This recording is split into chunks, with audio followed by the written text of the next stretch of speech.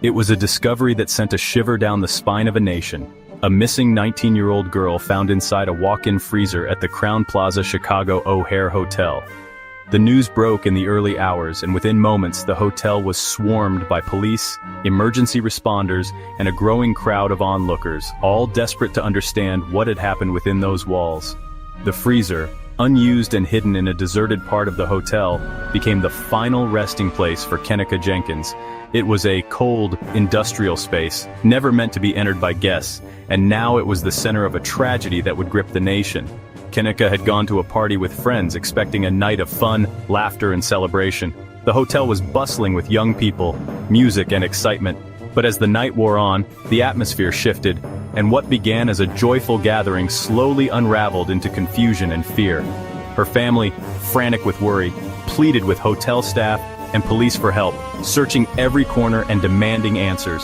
Hours passed with no sign of Kenneka, and hope began to fade as the search stretched into the early morning. The discovery of her body only deepened the mystery, turning a missing person case into a chilling enigma. The hotel was quickly cordoned off, and investigators began piecing together the final hours of Kenneka's life. Kenneka was found by a hotel worker after her mother's repeated pleas for a more thorough search. The worker's shock and horror were evident, and the news devastated everyone who had been holding out hope for a different outcome. The freezer was in an empty kitchen under renovation, an area guests had no reason to enter. It was isolated, with construction materials scattered about, making it even more unlikely for someone to stumble upon it by accident. How did she get there? Was she alone? Did someone lead her, or was it a tragic accident? These questions fueled a complex investigation. As detectives combed through security footage and interviewed witnesses, the news spread rapidly, igniting public shock and speculation. Social media exploded with theories, and the story dominated headlines as people everywhere tried to make sense of the tragedy. For many, the idea that a teenager could accidentally wander into a freezer and die seemed almost impossible. The circumstances were so unusual, so haunting, that disbelief and suspicion quickly took hold. The stage was set for a saga involving a grieving family, determined investigators, and a public desperate for answers. Candlelight vigils were held, and the community rallied around Kenneka's loved ones, demanding justice and transparency. The details were as perplexing as the tragedy itself, ensuring the case would haunt public consciousness for years.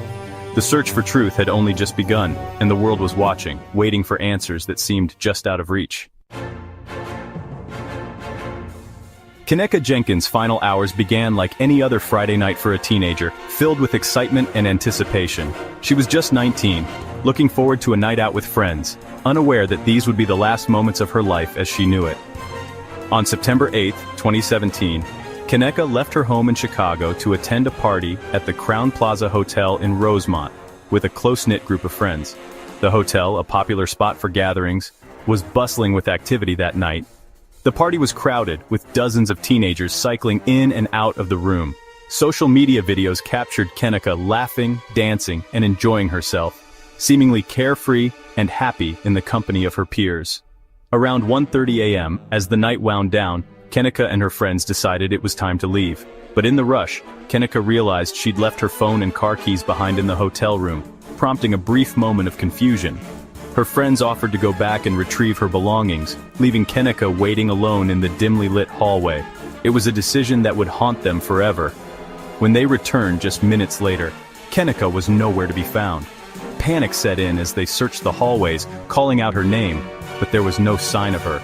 The friends searched frantically, checking stairwells, bathrooms, and the hotel lobby. As the hours ticked by, their worry grew.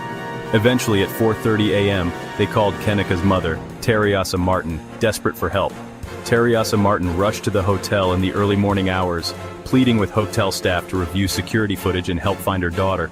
But she was told she had to wait for police involvement, adding to her frustration and fear. Hours passed in agonizing uncertainty before an official search began. This delay would become a major point of contention for Kenneka's family and the public, who questioned whether more urgency could have made a difference. The hotel was vast, with countless corridors and rooms. The search stretched on, but there was still no sign of Kenneka, and hope began to fade as the hours dragged by. Nearly 24 hours after she was last seen, a hotel employee made a grim discovery. Kenneka's body was found inside a walk-in freezer in an unused kitchen area, a place no partygoer should have been able to access. The night that began with laughter and friendship ended in unimaginable tragedy, leaving her family and friends shattered and searching for answers. The timeline of Kenneka's disappearance was murky, filled with conflicting accounts, unanswered questions, and missed opportunities that would haunt everyone involved. For her family, the delay in searching was a devastating loss of precious time, a wound that would never fully heal. As the investigation began, the unanswered questions only multiplied, casting a long shadow over what really happened that night, and leaving a community desperate for the truth. With no witnesses to Kenneka's final moments, the search for answers became a race against time and uncertainty.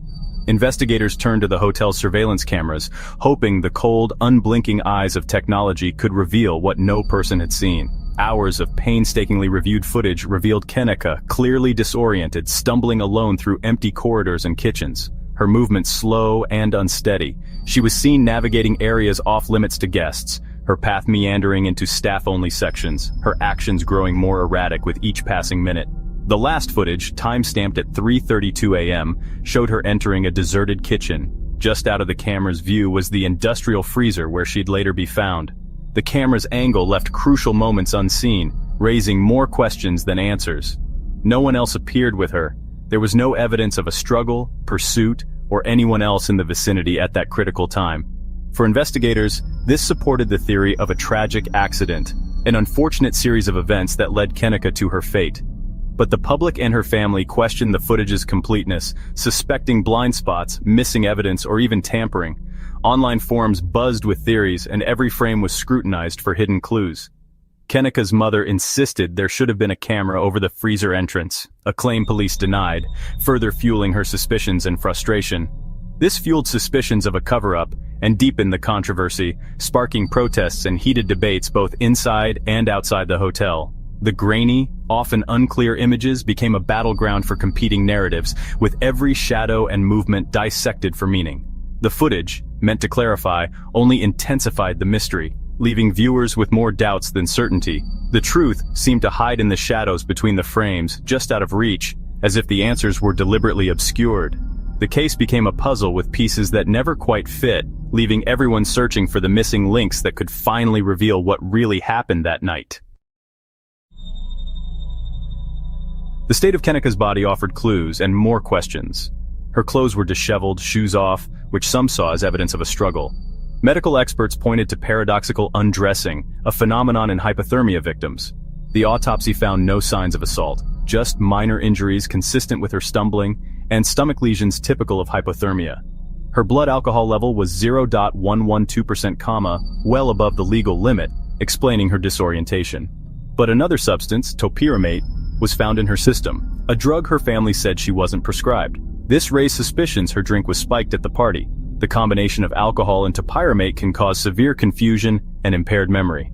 No other illicit drugs were found. The science pointed to a tragic accident, but the unprescribed drug remained a troubling detail. For many, it was a loose thread that kept the speculation alive. The official findings did little to quiet the doubts. After weeks of investigation, the Cook County medical examiner ruled Kenneka's death an accident caused by hypothermia. Alcohol and topiramate were significant contributing factors. The official narrative, Kenneka, impaired, became lost, wandered into the unused kitchen, and entered the freezer. The heavy door closed behind her, trapping her inside with no internal release. She succumbed to the cold, alone. Investigators found no evidence of foul play. The video showed no one else entering the kitchen. The ruling, however, did not satisfy the public or her family. They believed the investigation was rushed and key details overlooked. The official story closed the case, but not the controversy. Kenneka's mother, Teresa Martin, refused to accept the official story. She argued the hotel's slow response and failure to secure the freezer contributed to her daughter's death. The freezer was in an unsecured, unused area, with padlocks nearby that weren't used. Martin believed the hotel failed in its duty of care, creating a dangerous environment. She also questioned the integrity of the investigation, suspecting a cover-up. Her fight for accountability would soon move to the courtroom. In 2018, Teresa Martin filed a wrongful death lawsuit against the hotel, its security contractor, and the restaurant leasing the kitchen. The suit alleged negligence, failure to secure the freezer, inadequate search efforts, and delays in reviewing footage. The hotel denied wrongdoing, arguing Kenneka's own actions and intoxication were to blame. The legal battle dragged on for years, with both sides preparing for a lengthy trial. In July 2023, a settlement was reached for over $10 million. Teresa Martin received a significant portion, with the rest going to family and legal fees. The settlement was not an admission of guilt, but it brought a measure of accountability. For the family, it was a quiet end to a painful fight, though not the answers they sought. Despite the official ruling, public suspicion exploded online. Social media sleuths dissected every detail, fueling conspiracy theories and protests at the hotel. Some claimed to see evidence of foul play in party videos. Others spun elaborate plots involving Kenneka's friends or even organ harvesting. Protests kept the case in the spotlight, reflecting deep distrust of authorities. Theories, though unsupported by evidence, resonated with many who found the accident explanation unsatisfying. Kenneka's funeral drew 1,000 mourners, a testament to the case's impact. For many, she became a symbol of unanswered questions and institutional failure. Years later, the case is officially closed, but unease lingers. The central question remains, what was Kenneka thinking in her final moments? The footage shows where she went, but not why.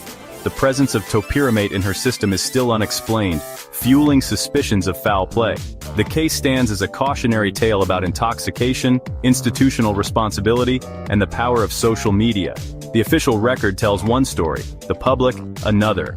Somewhere between the facts and the theories lies a truth that may never be known. Kenneka's lonely walk through those hotel halls remains a haunting mystery.